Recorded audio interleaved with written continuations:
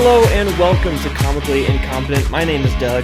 This is a podcast where each week we take a beer, we take a movie, and we talk about it. This week we are getting ever so close to ending this MCU review series. 24 movies long. Episode 20, we're almost there. We're doing Ant-Man and the Wasp. And this week to talk about that with me is my dad, the Ant-Man and the Wasp expert. Dad, how you doing? That's right. Good. How are you, Doug? I'm doing good. I'm excited to talk about this one with you. And today is the first time that the guest host is chosen the beer and will give the overview of the beer that we've chosen. And I challenge all the other guest hosts to bring in their own beer choices as well. This will be a first. This made my life so much easier instead of having to go to several stores to find a beer. So you're going to have to explain. So we're doing Alara by Modern Times, and you're going to talk more about that at the end of the show. Yes. So you're going to have to explain that one, because I know that it works perfectly once you've explained it a little bit. Okay. So we're going to do Question of the Week. Uh-oh. Right? That's something that we started doing, regular segment, Question of the Week. All right. So, my question to you is, it's a would you rather question. Okay. Would you rather not shower for a year or not brush your teeth for a year? And I want to know why you chose what you chose, because I know what I would do. Wait, not shower or not brush your teeth? What would you rather do? You either can't shower for a year or you can't brush your teeth for a year. Can I do other stuff to my teeth besides brush it? I mean, you could like floss and that kind of stuff? No, you can't. No dental maintenance. You can't shower. You can wear deodorant, but you can't shower. Well, then the answer is probably I wouldn't shower, because your teeth will rot and you'll be in a lot of pain and suffering. If you don't shower, true. You'll just stink. Okay, that's fair. So that would be my guess. And then you could do other things to cleanse yourself besides shower, right? That's fair. I would choose teeth because I could mask it with gum if I need to, just the breath. Not if your teeth rot and fall out of your head. But it's only a year. Your teeth aren't going to rot in a year. Then after you go... I mean, dental work is painful. You get drilling and stuff on your teeth and cavities and... I have fun fact. The other way, I've you never just have had no friends. That's true, but I've never had a cavity. Oh, well. So I wouldn't know. Then you suck. All right, so I think we just jump into the movie then. Okay. So this one is interesting. Which should have been called just The Wasp and Ant-Man Makes an Appearance. Because isn't it really just about the Wasp?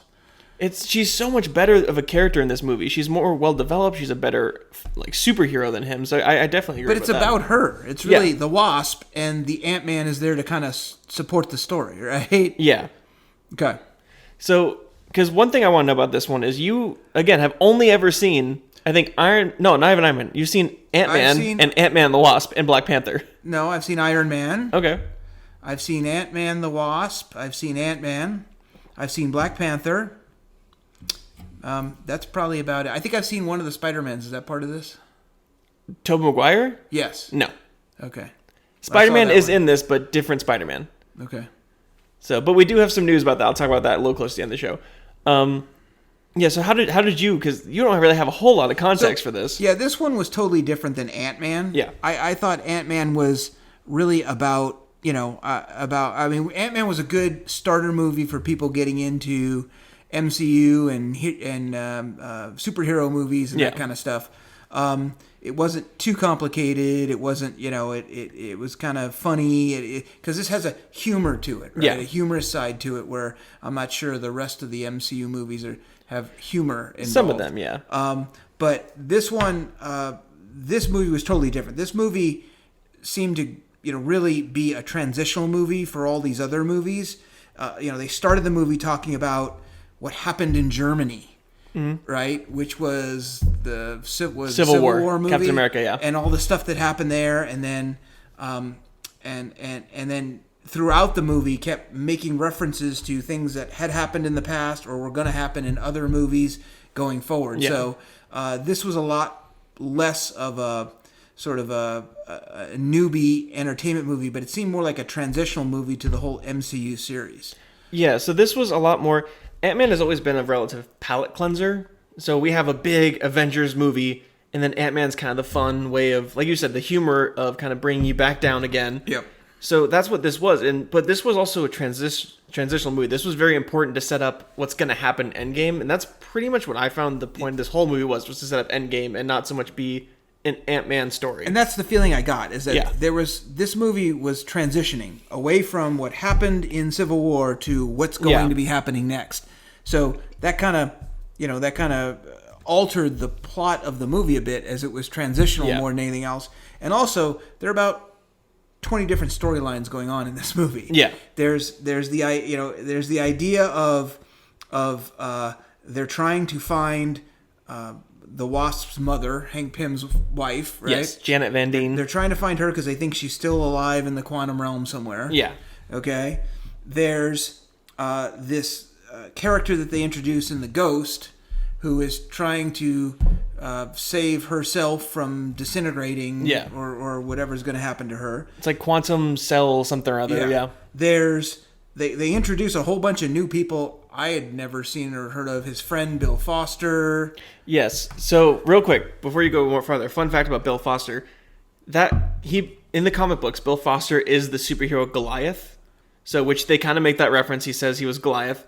But Goliath is one of the only characters to die in the Civil War comics. Oh. And in the Civil War comics, Hank Pym is the Ant-Man, not Scott Lang. Right. So they're making more. He was more of a reference and more of like a fan service than he was a character for this movie. Well, all of a sudden, in this movie, he just popped up as his long friend and partner who you'd never heard of before in any of this. So they started introducing a whole bunch of other things into this movie that were not originally discussed in the first movie. So it seemed to this seemed to be less a sequel to the Ant-Man and more something totally different. Yeah. Right? Well, because I think like I said, we're 20 movies in this MCU. There's only 24. Right. So, or 23. So this is more of, we're so far into this anymore. There can't really be a standalone story anymore. Everything has to blend and everything has to work because we're so far into this. Right.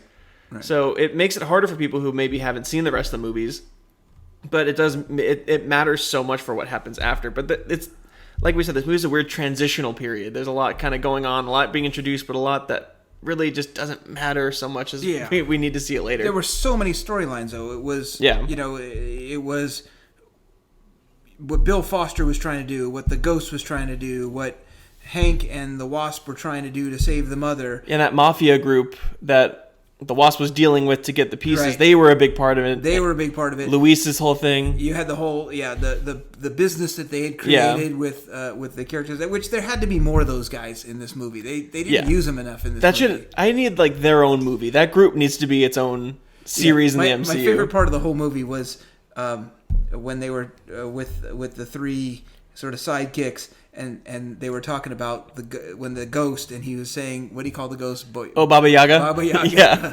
Oh, and they're That's the funniest part of the whole movie. When she pops in, he's like, Baba Yaga. Yeah. I love that truth serum bit. And he's like, there's no such thing as truth serum. He's like, it's truth serum. Yeah, so that was good. And then on top of that, you had all the Ant-Man stuff, or Scott's storyline of where he was locked up and they were trying to catch him from doing stuff he shouldn't have been doing, and so there were just too many storylines in this movie. Yeah, there was a lot going on. And like I said, we're 20 movies in, so all that was set up for people who have seen everything. You understand where all this is at. I mean, the Bill Foster story kind of came out of nowhere. Ghost as our villain, but I think she was one of the weaker villains we've had in this MCU. Well, but was she really a villain? Because I thought that was interesting. This was a superhero movie without really... They weren't trying to save the world or save the planet or save... And the villain, was it really a villain? I mean, if you think about it, right, the storyline goes, the Wasp and Hank Pym are trying to find their mother and wife stuck in the quantum realm, and they're trying, and Scott seems to be the vehicle to do that. And then the Ghost is trying to find her as well, because if she finds her, it could save her from the thing she's going through with the quantum stuff, right? So this wasn't about saving the world from disaster or saving it from a bad guy.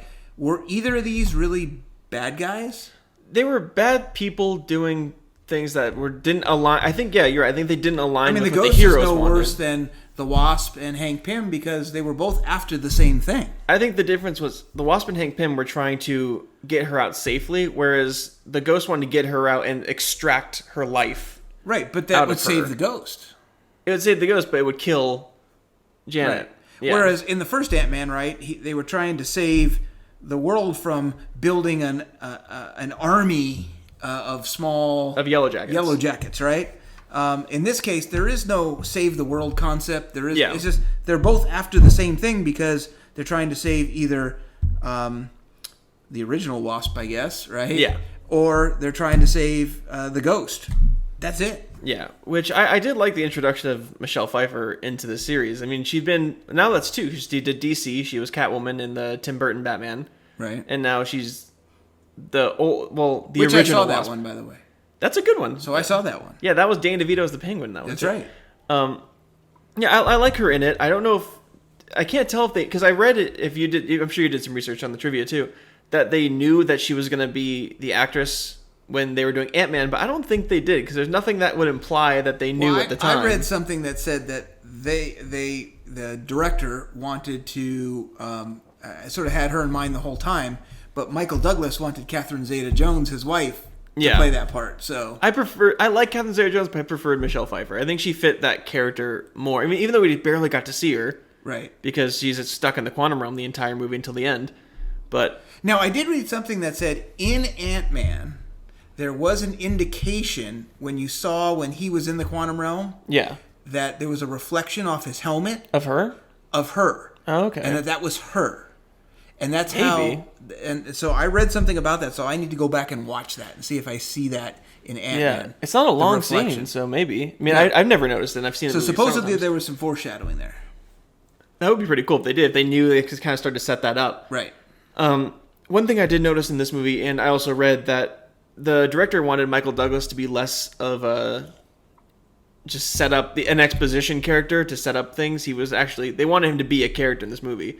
But I think one thing that I think got bogged down was he was almost like a weak comedic relief. And he was very the dad character.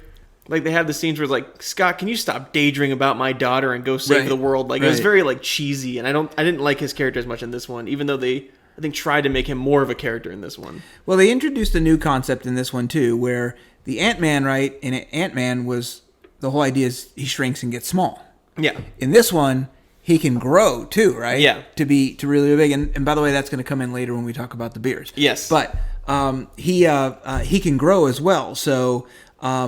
That's a new concept as well that we hadn't seen before. Yeah. And then they put in this sort of comic relief as well, where his regulator on his belt kept busting, and then he turned into this sort of half-size guy, and he was running around to school in the big sweatshirt. Yeah. And then at one point he'd grown so big that he got stuck in a closet and couldn't get out. So they sort of used that broken regulator as comic relief as well. Yeah. They introduced him getting bigger in Civil War.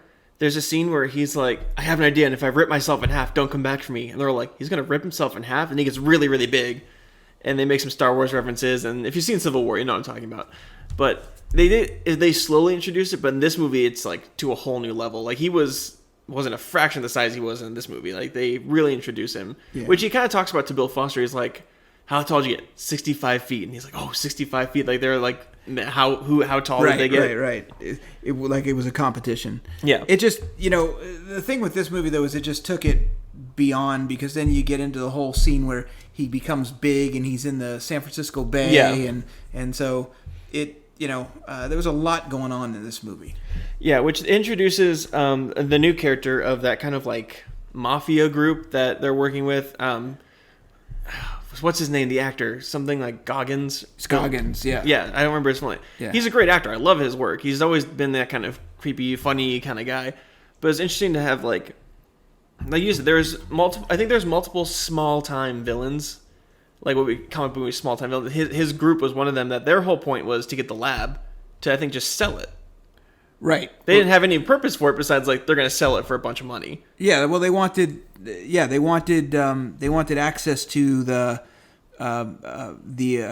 tool that would get you into the quantum realm and stuff. So they saw that as very valuable, and with the Ghost wanting access to it as well. So Yeah, this movie, like you said, introduces a lot of characters. I think the Ghost as a villain, just like, she was just kind of there. She was kind of cool. I think the coolest part of her character was not so much the character itself, but the way they did it. So she's kind of like phasing. I like the shots where she'll turn to walk away, and you'll see kind of a phase version ahead of her, and then she'll kind of walk into it. Like, it's cool, the effects that they did, but as far as her as a character, there's nothing about her. There's no part, like, I've said it a million times. I said it last week on Infinity War. What makes Thanos a good villain is that you see his point and you believe, and you're like, oh, like, you care enough to kind of see. I understand, like, you don't know her, the Ghost, well enough to care whether she makes it or not. Like I said, I question if she's really a villain. I think she is in the way that she would kill to save herself. I think that's what makes what we would call in the comic books she's a survivor.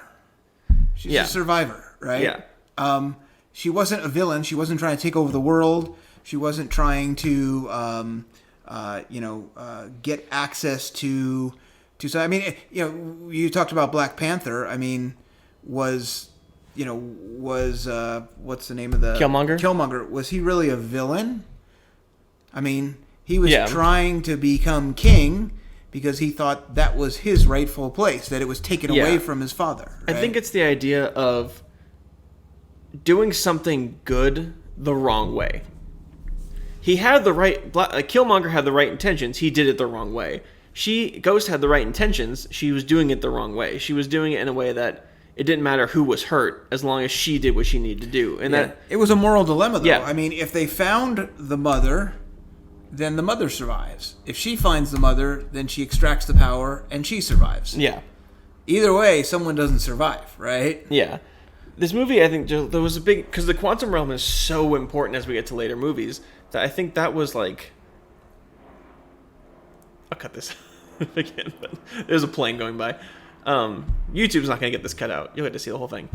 But yeah, just as far as like the villain goes, as far as Ghost goes, I just think there's so much like about her that seemed underdeveloped. Yeah. Just seemed like... She seemed unimportant. Like you said, she's not really a villain, but then why was she there? Because she didn't serve a purpose, really. I think that was very evident in the movie. It sort of seemed like odd. Like, we went through it because it was a means to get to the end. But, was it really a villain? Was it really, how much did it really add to the movie? I thought, and really, even through the costume that the Ghost utilized, right? Yeah. I mean... She kind of put this thing on, but they never really explained why. It's not like the costume had any powers or anything. She says that it was supposed to help with the pain and control it, but she even implies like it doesn't. Right. So yeah. As far as the introduction, and besides, the costume was really boring. Yeah, it was fine. Ghost as a character in the comics was a lot more like it was a he first of all. They changed the gender of the character in the film, but. He was like, he could control his powers, he was a ghost, and he was able to like phase through walls and do all that she could. It had nothing to do with quantum energy like it did in this movie. But also, I know that you're a big fan of like Michael Pena's character and all them. They weren't in it enough. No, not at all. But I did like that they were kind of like getting a business off the ground, and that he went from like, they were just like stealing, kind of goofy, whatever, to still goofy, but now they have a business. He's taking it so seriously, and he's like, you can't have the nice pastries. Like, what are you doing? Have the nice pastries. They're like, what are you supposed to eat? He's like, the oatmeal. Well, they called the security company Ex-Con, which was interesting as well, right? It's genius. Yeah. Their Ex-Cons make it excellent. Yeah. It's perfect. They need to be in that movie more. Yeah, yeah. So as far as the movie goes, like, what's your favorite part? Like, what of this movie like drew to you? Like, what did you really enjoy? Well, the other thing before I get to that, the other thing that I thought was interesting is this is Ant-Man. They really didn't utilize the ants very much. No, most of the ants that we see were giant. That was it. That was it. So there wasn't much of that ant. So like I said, this was almost the Wasp with Ant-Man as a guest appearance. Yeah. I mean, it was kind of odd. I do like the Wasp as a character. So one of my favorite things is the Wasp as a character. There were great fight scenes with the Wasp. So I love the fight scenes that they do. I thought there was way too much storyline. It was almost like trying to create a story out of something that wasn't really there. Yeah. So that was a little disappointing. Also, the whole idea of the lab, and they kept shrinking the lab, and then it just, the Ghost stole it, and then, the Mafia guys were trying to steal it, and when push came to shove, eventually they were able to use the lab to get her out of the quantum realm, and that was all good. So I thought it was a good storyline. I thought they just put too much into it. My favorite part was probably really in the beginning when the Ant-Man and the Wasp sort of team up to try and get the power source for the lab. I thought there was a lot of good stuff there. But then, the storyline just kind of went off into oblivion. So yeah, I think you're saying how the Wasp was such a good character. I think Evangeline Lilly's a great actress. She's got the background. She's fantastic. And bringing her in as a hero, like you said, the fight scenes were amazing. She was better at playing with the big, small aspect of being the Wasp than Ant-Man ever was, and even still is, even though he's supposed to be like established by now. He's still not very good at playing with that side. So like she'll do a thing where she threw the salt shaker and then made it big and blocked the doorway. Yep. And she goes small and runs across the knife and jumps on him, and that was all good. They did a lot of good stuff with the big and the small. They kept shrinking and growing things. At the lab itself, the building would all of a sudden appear. So I thought that was kind of cool and really good effects. Did you notice around the lab, there's things that are kind of like average small things that they made big to then use. Like there's a part where it's a paperclip that's massive. Like they blew it up to be on the wall to be using it as part of their machine. Right. Like I like the way they kind of did that. There's little things if you look in the background of things that are normally small that are huge that they needed, or things because they were trying to adapt. And like you said earlier, there's a lot of this movie is about surviving, and that's what Hank Pym and Hope were trying to do. Right. Was just survive by since they were also on the run because of what Scott did in Germany. So I like that they were kind of bringing that in, that they didn't have all the tech that they needed. So they adapted and they made things big or small, or whatever they needed to use to get by. I like that aspect of it. Right. Yeah, no. I would say I didn't enjoy it as much as the Ant-Man movie. But I thought it was a good vehicle for the Wasp, and I'd like to see more of the Wasp going forward. Yeah, because I know that they've announced a third Ant-Man movie. They haven't said what the name is, and I think they're shooting it. There is some footage of a car chase that's being shot that looks like it's in San Francisco. Okay. So I'm assuming, which I want to talk about that chase scene too when we get there. But I think they are shooting another one. I hope that she's a bigger character, a more important character than even in this one. I almost want an Ant-Man or a Wasp and the Ant-Man movie, or just the Wasp, and then Ant-Man's just there, just how she was in the first one with the Ant-Man. She was a side character. And they keep trying to romantically link them, but they don't quite get there. Right? They did that in the first movie, and they alluded to it, and then they did that in the second movie, but they don't quite get there. So yeah, because he betrayed her trust by going off to Germany without telling anybody, right? And fighting with Cap, which she makes fun of him for calling him Cap. But I want to talk about that chasing, because I love the way that they did this with like we were talking about, they use the big small really well. Yep. How they'll be driving the cars and she'll shrink down the car, and then they'll go underneath the car and go big and the car will fly off, or the car's about to ram, they'll go small and the car will hit a different car. And I think what made that chasing so good was playing off in San Francisco, because all the hills and drops, it just worked so well with everything going on. Well, this movie does use, and they did it in the first movie too, they use the backdrop of San Francisco very well, and they cover a lot of ground within San Francisco, and it's very, they don't try to pretend. I mean, it is San Francisco, right? Well, that's what I love, because you have most of these Marvel movies take place in New York, and that's the joke of like everything happens in New York. I mean, there's some that go like the first Thor was in New Mexico, but then kind of goes to Asgard, or Iron Man, the first one was in Malibu, but then it goes back to New York. Captain America's from Brooklyn, Spider-Man's from Queens, like they're all kind of around New York. Right. So it's nice to kind of play with a city like San Francisco, who has those ups and downs of the city that you can play with in these chase scenes and stuff. It's really cool. Right. So, what they didn't also go over is what happens to the ghost. So it seems like when they get the mother out of the quantum realm, she heals her, but it doesn't seem like it's permanent. Right, so you don't know. I mean, are we going to see the ghost coming back in other forms or other movies or other characters? I don't think so, because when you think of like past, I know you said she's not in the comics. Is the ghost an ongoing character? Yeah, but in the comics, he is an Iron Man villain. Okay, so that's I think also why, because they had to force this character to be an Ant-Man villain, and it doesn't. That's not what that character was intended for. There was never in any moment in the comic books where the ghost interacts with Ant-Man. So it's very interesting how they kind of brought that character into this. Right. So maybe they could use it again, but since, spoiler alert for 10 seconds, there's no more Iron Man. What do you mean there's no more Iron Man? There's no more Iron Man. So I don't know if she would ever come back, unless because they're not going to reuse her as another Ant-Man villain. I don't think they should. Yeah, I so don't know. I don't think. I think she'll yeah. just maybe help him, because I think now she'd be on their side with the way this movie ends. But that's what I would think. Okay, but she hadn't shown up in any of the other movies. There's only a couple more, but no. So as far as we've seen, Okay. she's never even mentioned. Okay. So. All right. But this movie just I like the way that they played also with the FBI agent. Yeah, he's funny. He's funny. I like him a lot. Yep. There is a picture that leaked of him on set again for a Marvel movie, so he's coming back. Yeah. But I liked he's so awkward, and he kind of wants to be friends with Scott, but he doesn't want to be friends with Scott. Like that scene in the end where Scott's like, "Oh, I thought you were gonna ask me if I was gonna go somewhere." And he's like, "Oh no, do you want to go to dinner?" like his little and Scott's like, "No." See, so yeah, that guy was kind of funny, especially when he in the first early scenes when Scott does the magic trick with the cards, and then he's like, "How'd you do that?" And he's trying to, Scott's thinking, "How'd I do what?" Like, "Oh, caught me," and he goes, "The magic trick." How'd you do the magic trick? But that actor, I don't know if you know who that actor is.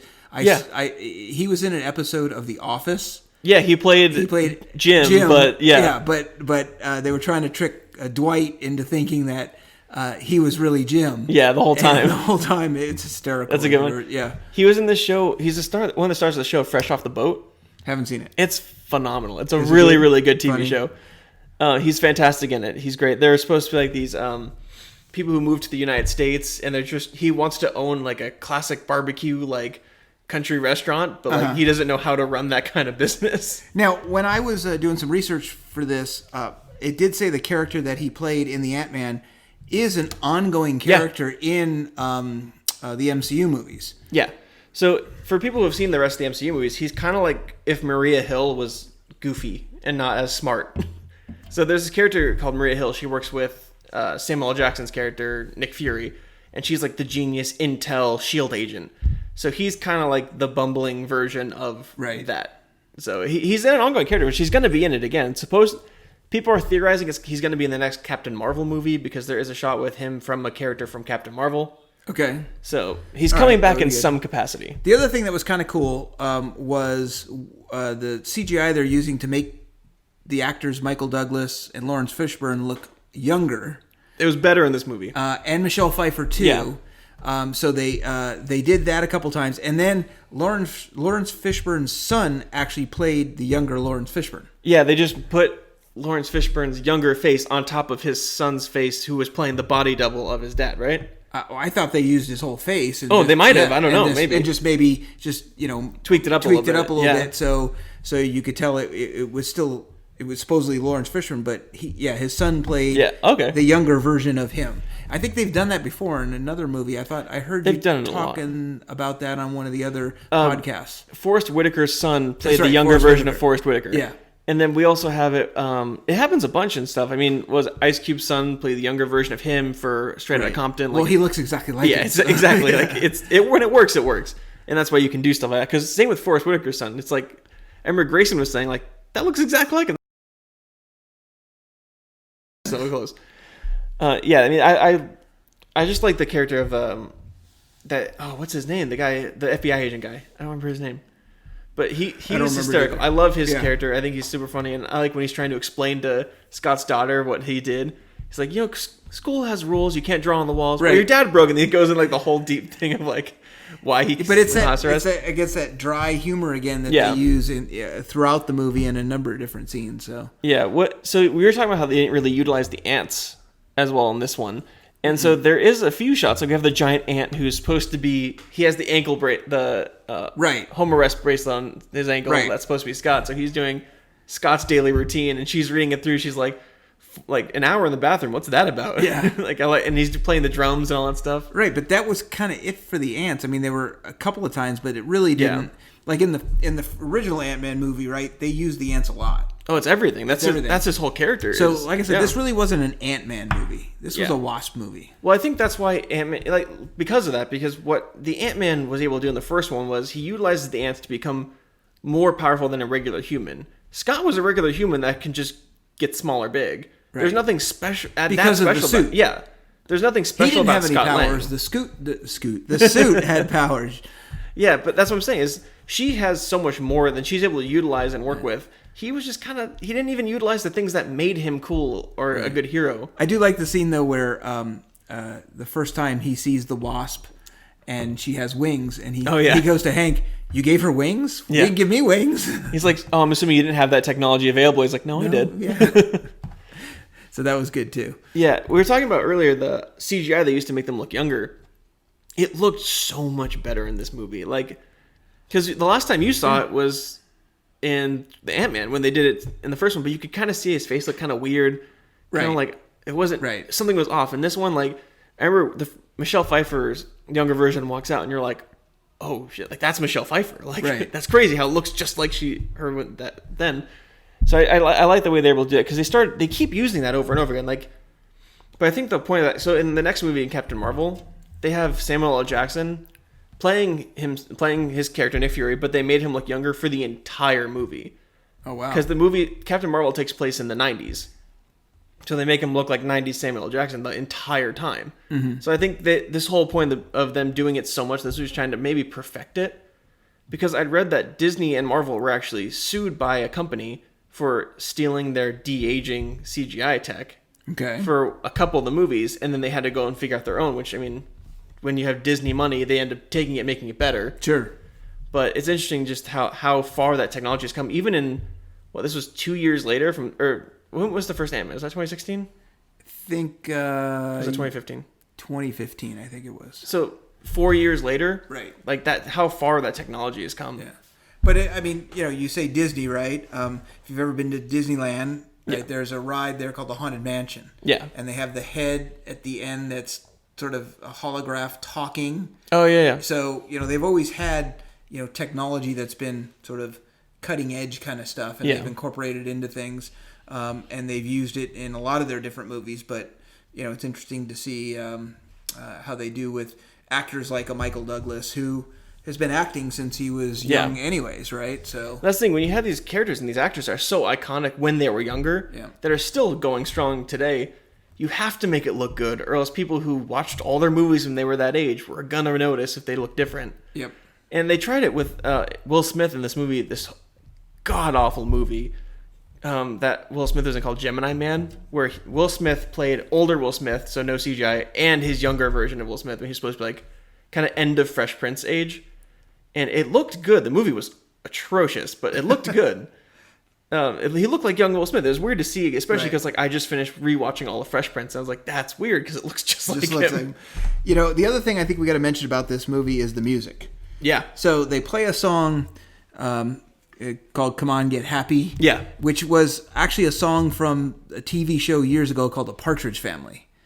Oh, was it like their theme song? It was their theme song. Hello World. Song. And it was sung by David Cassidy, who I remember. I used to watch that show when I was young because I always wanted David Cassidy's hair. He had awesome hair. And that was I cannot get that song out of my head. It's been stuck in your head since you watched it? It's been stuck in my head since I watched it. I cannot get that song out of my head. So warning to everybody that watches Ant-Man and the Wasp, that song will get stuck in your head and you will not be able to get rid of that song. And it plays for a while. It's that whole montage of how he's bored. They bring it in a couple times. Yeah. They bring it in because I think that's really the only like major song. The rest is kind of like individual score. But that song isn't. They bought the rights to it and said we're going to use it as much as we can in this movie. Right. There is in this movie though too. There is some what do you call it when you bring in products in? You could tell they're sponsorships. Oh yeah. The kind of cars they drive. You know, they keep showing the emblems on the cars they drive. I think it was like Hyundais. They kept doing Hyundais. They're sponsored by I think it's Iron Man. The amount of times you see an Audi in Iron Man, I think whenever Tony Stark drives a car, I think it legally has to be an Audi. Yeah. So whenever Tony Stark, because if you notice it, it's too much. Yeah. There's even a shot in Endgame where Tony drives a car, he pulls up, and then it literally like the camera's here, the car drives up right to the Audi symbol. You hang there for a second, and then it changes to like him getting out of the car. But there is a lot of product placement, especially in these later movies, as they kind of maybe need a little more money or just need the sponsorships. But there is a lot. Yeah, I mean, it probably happens in every movie. It's just it's noticeable in this movie. Yeah, well, even the pastries, because he's like, you're gonna even the fancy pastries. That's a brand that people. The Entenmann's, yeah, the Entenmann's. So it's like that brand now got them saying these are the fancy ones. These are the good ones. Well, that's like, I don't know if you know that there's a comedian called Sebastian Maniscalco. He does a whole thing on the good pastries, Entenmann's, when guests come over to visit. Oh, okay. And you can't eat the Entenmann's unless the guests come over, and that's a good pastry. So and that's exactly what that's what they're doing. So that's what I thought of was his comedy bit on Entenmann's when they said that in the movie, because he does a whole comedy bit on Entenmann's are the fancy ones. Yeah. Okay. And you guys, you know, I think in his comedy bit he says, you know, those muffins, those crap muffins, those are for you guys. The Entenmann's are for when company comes over. Oh, okay. So. Yeah, that's a good bit. I like that one. I like his comedy. He's a good comedian. I actually watch more. It's because you recommended it to me. Oh, he's hysterical. Yeah, he's hysterical. Yeah, I just love the way they brought in those characters. I love Michael Pena's character and how they just don't use him enough. No, I know, but I like how we get to he's on the truth serum, and he gets to again do a thing. He's like go and tell his stories and how they get to act it out, and like you get to see how he met Scott in jail. And all that stuff, and how they became friends. He has like the really long curly hair in that scene. I like that. He got to be that. He's always the best comedic relief. I like that they got to do the truth serum bit, and then they got to be the heroes at the end because they capture. He did one of his sort of, you know, like he did in the first movie when he walked everybody back. Yeah, exactly. That's what I'm saying. Yeah, he gets to do that again, which that's his like famous. They had to do that again, right? Yeah. That was too funny in the first movie. You had to copy it again. But I think the comedic part of it was too when he does it multiple times and they keep doing the same like music intro like lead into it, and they keep over and over again. They keep doing it. He keeps getting cut off by them. Like, I like the line where the guy's like, "Where is Scott Lang?" And he's like, "Well, that's what I'm telling you. Emotionally, he's like in a bad place." And he's like, "Where is he literally?" I mean, but yeah, Michael Pena is so great in this movie because even there comes a point where he's in the house with the giant ant who's sort of he's got the leg monitor on, and then I mean it turns into he's now like arguing with the giant ant about stuff. I like the one where he's like, Scott, he first sees the ant. Yeah, but then they had other characters like the ex-wife and the boyfriend. You know, they sort of brought them in. They didn't really have a role in this movie. They just just to kind of keep consistency, I guess. Yeah, continuity. They just kind of introduced him in, but yeah, his daughter played a lot bigger of a part in this one. Yeah, as well. She was a lot more of like helping him out. Well, she was a vehicle for the whole taking the trophy thing to school, and then they could do that whole scene in the school. Yeah, because his daughter comes back again in a later movie, so I'm glad they were kind of able to set up that relationship a little bit more, and her also kind of introducing a relationship with the Wasp as well. It's kind of like that suitor, like her dad's girlfriend. That kind of that relationship that they're starting to set up, where they're at the miniature drive-in where they shrink the cars down. They're watching the movie. Well, maybe if this goes long enough and there's enough movies, she'll then eventually take over the Wasp role. I would, or even like the Ant-Man role or something. Like it'd be cool if they were bringing her in, because I think that might be what they're introducing. Because a lot of these characters, I hope they pass on, because in the comics, like Iron Man's passed on to, I think, his daughter at one point, Captain America's passed on, which they introduce. He passes Captain America on to the Falcon, and they start. Okay, so I got a trivia question for you. Okay, trivia question. Let's see if you can get it. I don't know. There's only two characters in all the Marvel universe. Who gain their powers through inheritance, meaning it was passed from their parent to them. Okay. Who are those two characters? In the Marvel universe. In the Marvel universe, there's two characters. That's expansive. There's hundreds of them. One of them is super obvious, Doug. See, now you put me on the spot, and now I'm not going to know, because now I'm panicking. Is it an MCU character? Yes. Black Panther. Black Panther's one. That's the obvious one. Yeah. Who's the second one? Can you give me a hint? Like, is it like an X-Men, or we're talking about the Ant-Man and the Wasp? Oh, is it Ant-Man? No, it's Wasp. Oh, it's Wasp. Oh, it was handed down. Oh, right? Okay. Those are the only two. Think about it. Can you think of any other character? And listeners, if I've got this wrong, then send us a note and tell us who the other characters are. But there's two that I know of that inherited their powers. Yeah. Right? I mean, Ant-Man didn't inherit his powers. He put the suit on. Yeah. Right? Every other character didn't inherit their powers. Their parent. They got it from something that happened. They got bit by a spider or something, right? Yeah. Only two inherited it. That was Wasp and Black Panther. Because I'm trying to think, and Miles Morales gets bit by different spiders. So Can I drop the mic? No, you can't drop the mic. Yeah, no, you're right. You're right. Not that I can think off the top of my head. I'm gonna see if I can find more. See if you can find more, but I think there's only 2. Yeah, and listen, if you can find more, Twitter, Instagram at ComicallyPod. Yeah, so I know you. This is kind of part of the show where I know you took notes. You take extensive notes, just like a lot of my guests do. Is there anything else you want to talk about before you move it? I was gonna say me. I'm not used to this. Before you, I'm going to talk about the beer. But do you have any other notes you want to talk about? As far as the movie goes, no. I mean, like I said, now I feel bad that I haven't seen some of the other movies. I mean, they do at the end. Now, every time I watch these movies, I have to watch the whole credits and everything, which stinks because I never watch credits of a movie. Now I got to watch all the credits to see what happens at the end. Yeah. And then there's a thing that happens at the end with Bucky, what's his name?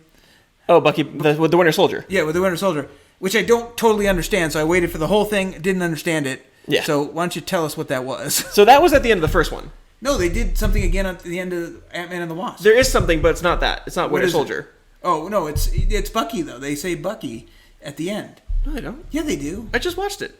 You didn't watch all the way to the end. Yes, I did. So there's 2 end credit scenes. There's the first one where they're sending Scott into the quantum realm, and they miniaturize. In the first Ant-Man, they've got him kind of. That's the first one, yeah. The second one, he's walking along the river or something. You're thinking Black Panther. Oh, is that Black Panther? That's Black Panther. Oh, okay. Then I got it confused. So what did they do on this one? So the first end credit scene is we have kind of like the hero. By the way, I just watched Black Panther the night before I watched Ant-Man and the Wasp, so that's why I did that. Okay. So they have like the big hero credits. We have the actors, and then they'll go into the rest. So after that part, there's a mid-credit scene. So they're sending Scott into the miniaturized version of the quantum realm that they put in the ex-con van, and they send Scott in to try and get the healing powers of the quantum realm to help Ghost. That's what they say. She needs more. Yep. So they send him in, and then he goes in, and the Wasp was like, "Okay, we're gonna pull you out in 5, 4, 3." It cuts out, and he's sitting there stuck in the quantum realm, and then it goes out, and they've been snapped away by Thanos. Oh, that's right, because he's stuck in the quantum realm now. So what happened was this movie takes place the exact same time of Avengers Infinity War. So at the beginning of that end credit scene, pretty much, Thanos in Infinity War has gotten all 6 Infinity Stones, and he's snapped his fingers to get rid of half of all life on Earth.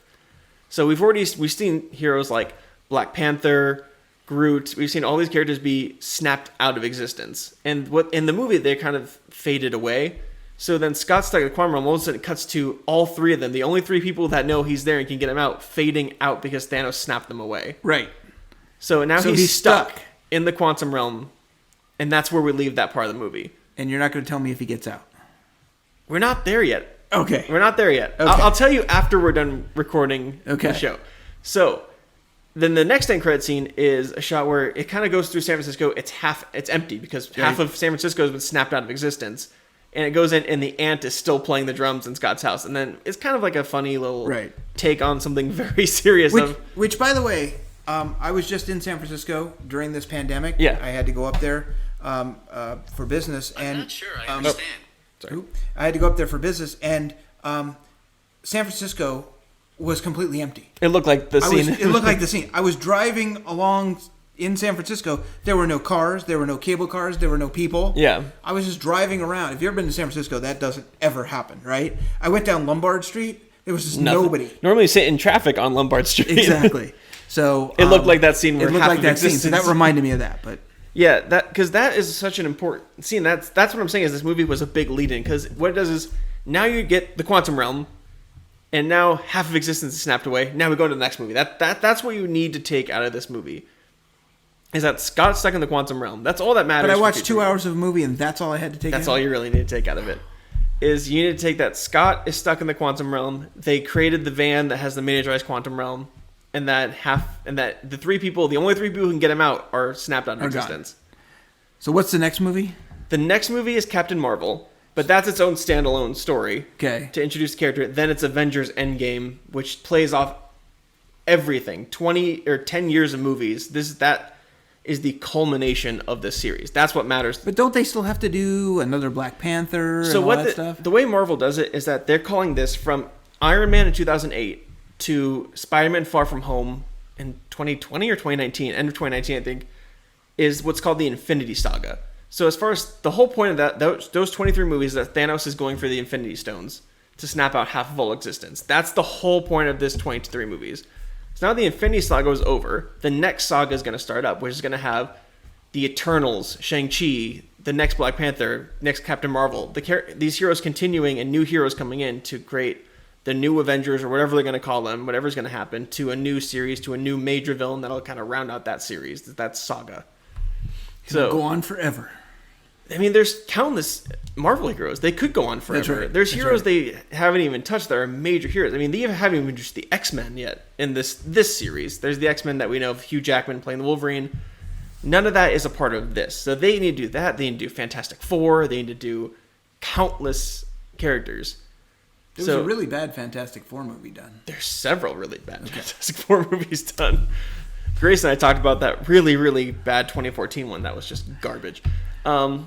So anyway, yeah, that's pretty much the Ant-Man and the Wasp. That's what you need to take away. If you're gonna watch another one, the next one for you in line would be either Captain Marvel, then or I gotta go Endgame, start at the beginning, or start at the beginning. Because trust me, if you watch Endgame with only seeing the ones you have seen, it will make absolutely zero sense. Okay. Because that movie is literally the culmination of every single, like, I think Chris said it on the last episode that hasn't come out yet, so you haven't heard it. Sorry.